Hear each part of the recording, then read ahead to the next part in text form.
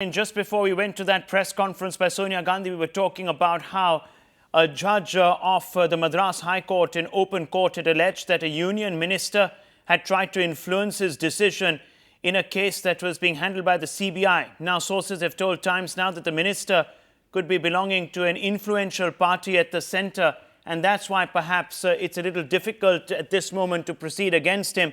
Let's quickly try and going across now to Dhanya Rajendran for more on this. Dhanya, one critical aspect of all of this, of course, is that the judge in question hasn't still named the minister who threatened him. Apparently, he's going to do that and he's going to share that information with the Chief Justice of the Madras High Court.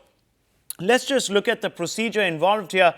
Apparently, under the terms of the law, Dhanya, and if you bear me out on this, the judge actually has within its powers to issue a notice, in fact, to this particular functionary at the centre.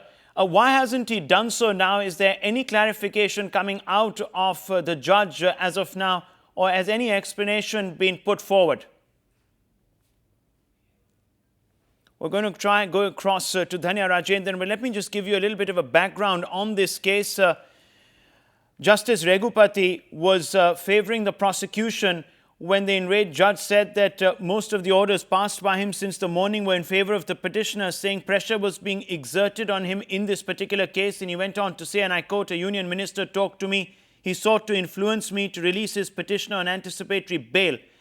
This was a statement that Justice Raghupati made in open court and therefore has now become a matter of public record. Let me try once again going across to Dhanya Rajendran. Dhanya, there has been mounting speculation over who this particular minister was. Well, yes, Rahul, ever since the justice made this outburst within the open courtroom in the Madras High Court, there have been questions as to who this particular minister is.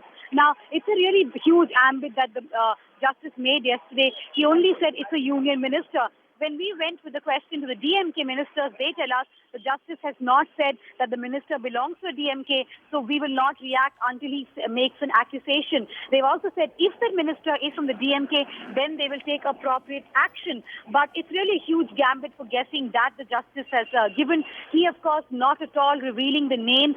Yesterday, he said he wants an unconditional apology from the advocate of the petitioner.